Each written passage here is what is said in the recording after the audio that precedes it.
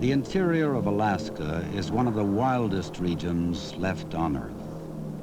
It is a wilderness of mountain peaks and flowing glaciers, vast tundra and spruce forest. It is a land ruled by the forces of wind and ice.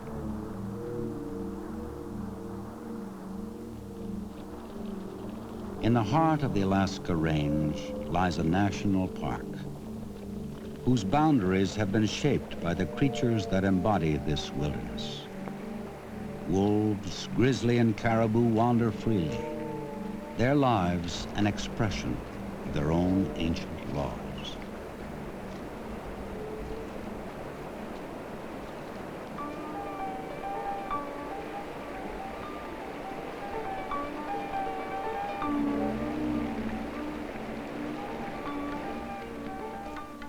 Sunlight revives the slumbering pulse of life after 8 months of winter. In the lengthening hours of light and warmth, summer returns to the subarctic.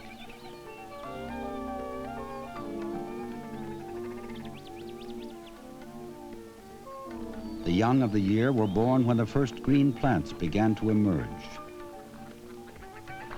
Growth is intense, with less than 4 months to develop and prepare for yet another winter. This is the common law that guides all forms of life here.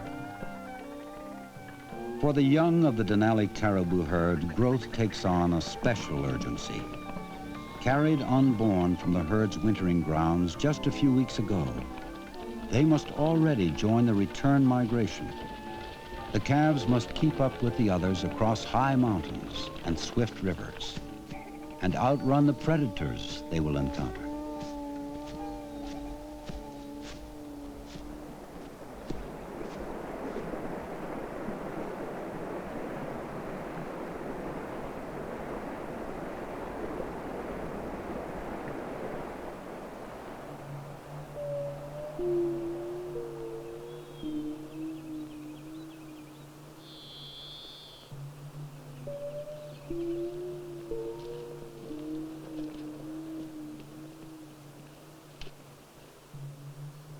The moose calf spends the first few months of its life within the sheltered environment of the spruce forest.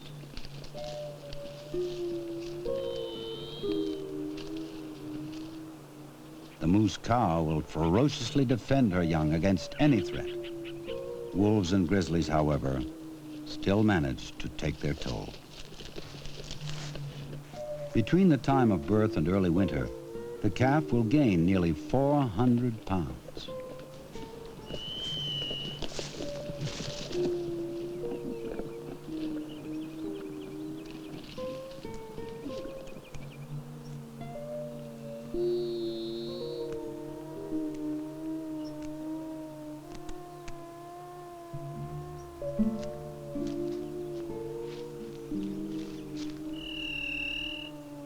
The habitat for most plant eaters of the subarctic has been narrowed to the range of the specific plants they thrive on. Predators tend to be wide-ranging in their search for food. In a land where prey is rarely abundant, the red fox may need to hunt in many habitats in order to feed its young. By autumn, the pups will be ready to venture out from the den and face the coming winter on their own.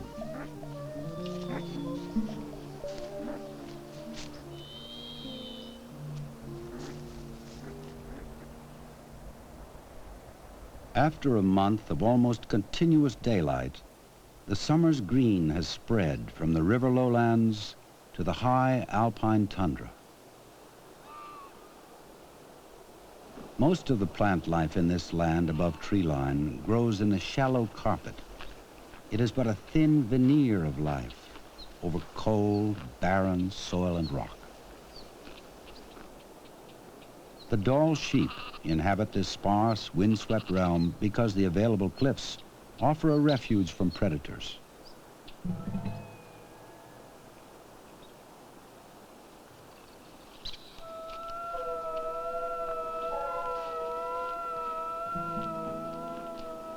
The ewes and their young remain separate from the rams during the summer in nursery groups.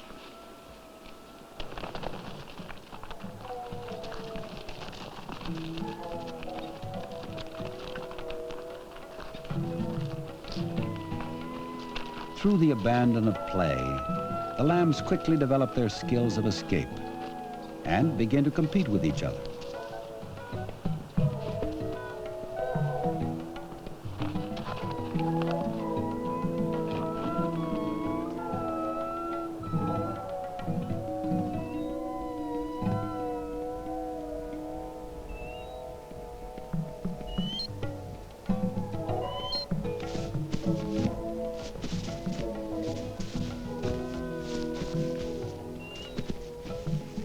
The grizzly spends much of its summer in the alpine tundra feeding on grasses, herbs, and an occasional ground squirrel.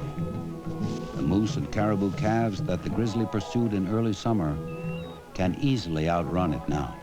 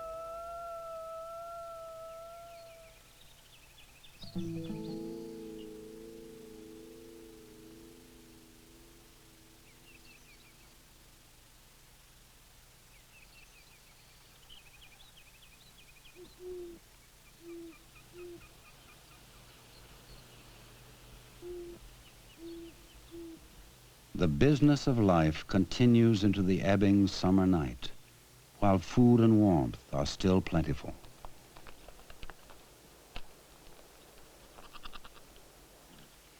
Time, like the restless caribou herd, moves on.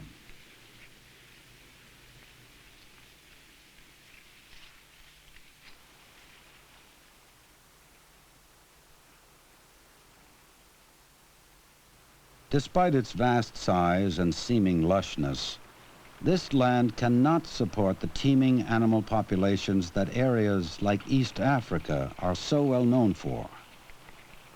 Concentrations of animals like the caribou must move over large expanses of tundra to find adequate food.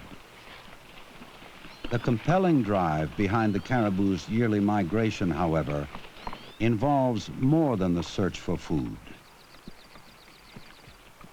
Changing from season to season, year to year, the herd's movements are influenced by a myriad of forces.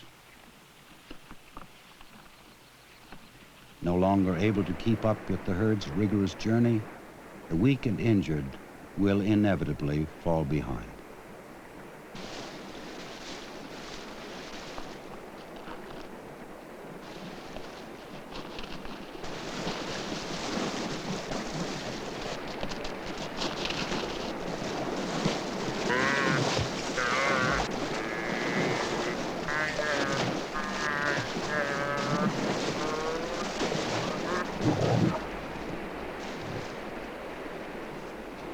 The relationship between a caribou and its predators is one that has worked for thousands of years.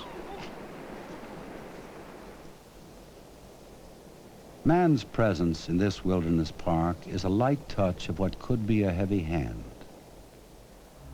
As long as this touch remains light, these natural relationships will continue.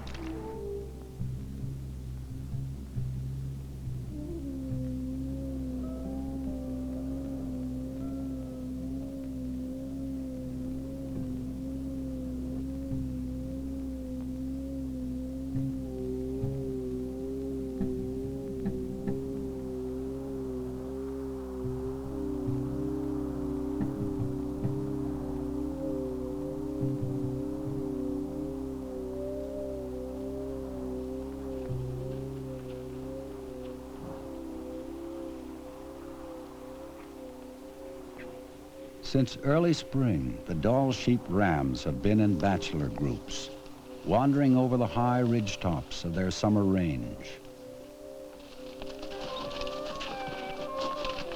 It is here that the young rams develop their skills of combat, and in the presence of older rams, learn their place in a dominance hierarchy based on the size of their elegant horns and the strength they possess in using them.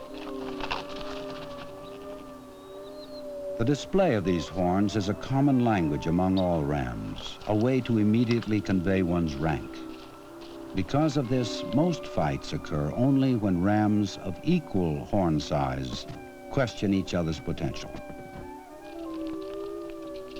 For the sheep, getting along is a means of saving energy.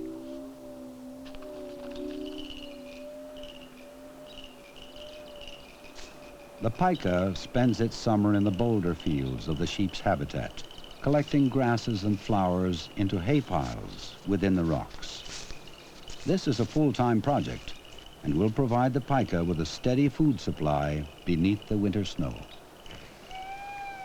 The marmot has just begun to collect grasses, but these will be used to line its den for hibernation.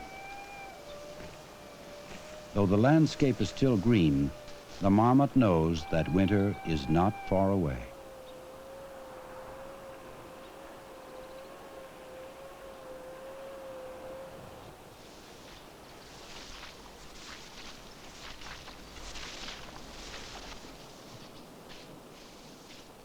After months of almost continuous feeding, the Alaskan bull moose is in his prime. By now, the bull has stored a thick layer of fat and has grown a set of antlers nearly 6 feet wide. During growth, these antlers are nourished by a mantle of velvet, a soft covering of skin and blood vessels. In time, this velvet is shed to reveal a formidable sculpture of bone. The rules and rewards for the hierarchies of sheep and moose are basically the same. The bigger the rack, the more dominant the rank, the more likely one is to breed. But the antlers of moose are more than symbols of rank. They are deadly weapons. Before the breeding season, or rut, the bulls develop a hierarchy with others in the area through light sparring matches. These matches rarely get violent, for if either bull was to make the first strike, his opponent could still cause him severe damage, and both would be losers in the game of breeding and survival. For the moose, fighting has evolved to be the final and most serious means for settling questions of dominance.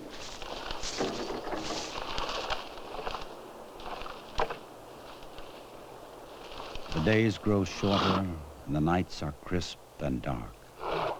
Summer draws to a close.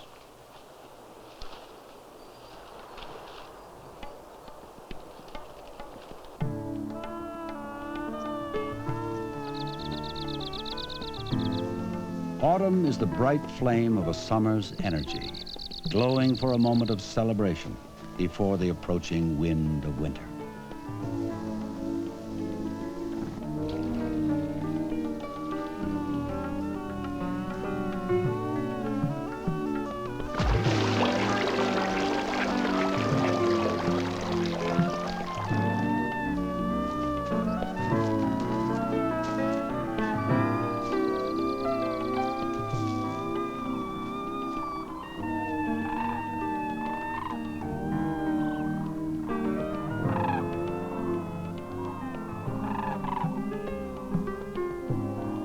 It is a time of movement and migration, and it is a time of purposeful play.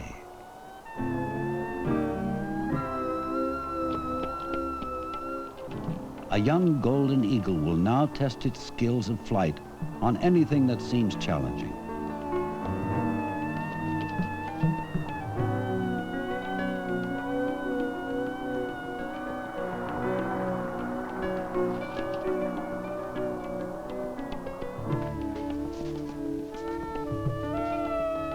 The grizzly and the Arctic ground squirrel perform the final movements in their dance of predator and prey. Soon, they will both be in the long sleep of winter.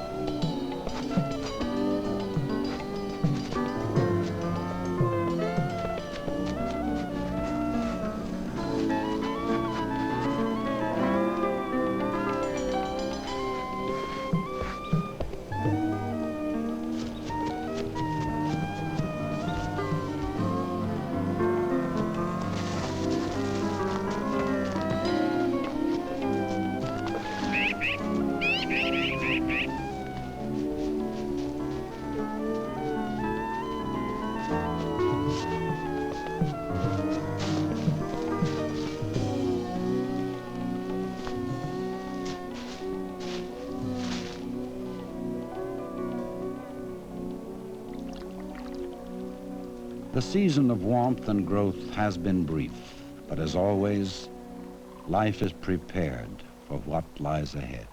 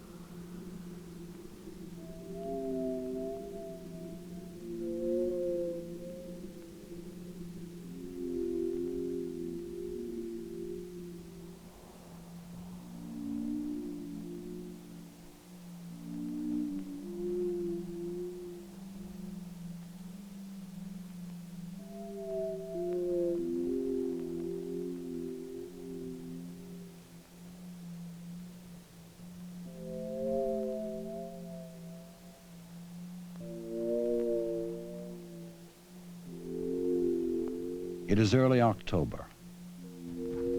The Denali caribou herd pauses briefly from its incessant movement as the season for breeding unfolds. Food now lies beneath a deep blanket of snow, but the caribou's hooves are designed to easily reach it.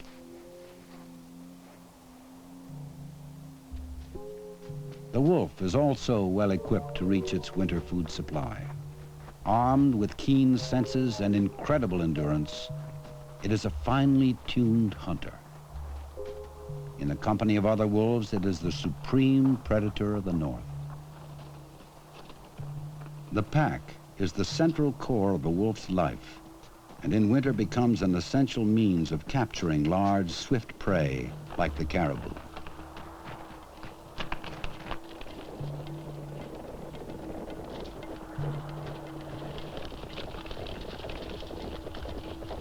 Sometimes the prey is simply run down, but this time the strategy of ambush comes into play.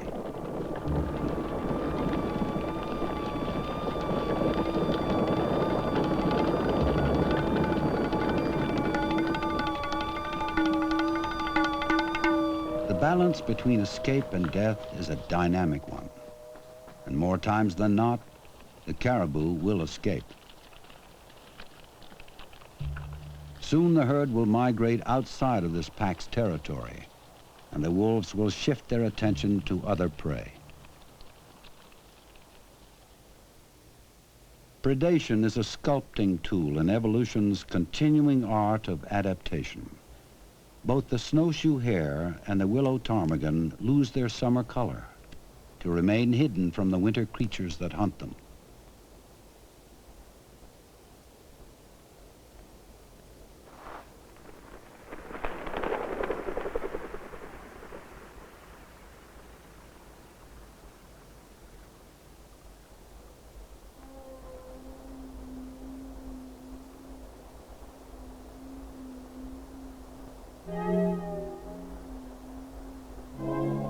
The rut of the Alaskan moose draws to a close. The seed for next year's young has been planted. And now the task facing the moose is to survive the next 6 months of severe cold and deep snows within the domain of the wolf. During the several weeks of intense rutting, the bulls have eaten very little, depleting much of the energy stored from a summer of foraging.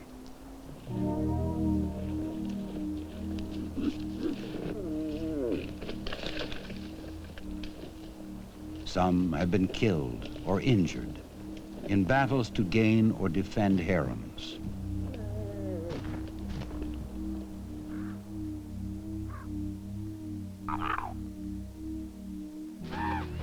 The wolves are familiar with the time and location of the moose rut and are rarely disappointed when they arrive in search of food. The wolves and the moose share a relationship of mutual need, for it is the wolves' presence which ensures that only the fittest bulls will survive to breed and continue their genetic line. In the reality nurtured by our mechanized world, death seems to be a meaningless end. Here in the Denali Wilderness, the meaning of death is the continuation of life.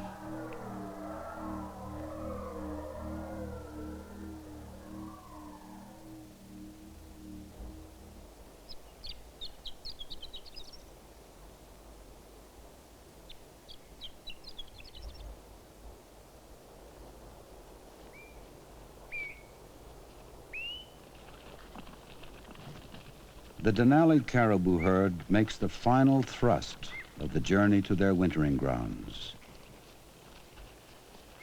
Perhaps the caribou sense a change of temperature, the depth of a new fallen snow, or the sun's shallow arc above the Alaska range. The reasons are as mysterious as the passage they will make on next year's migration. As the Indians say, no one knows the ways of the wind or the caribou.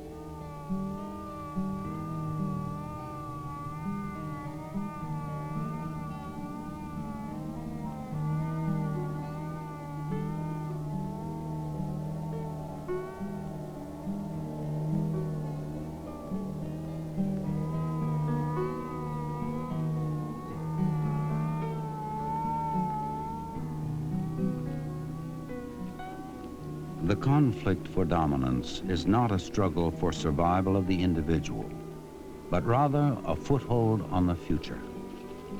That this foothold exists is the symbol of true wilderness. That this wilderness is preserved is the hallmark of civilization.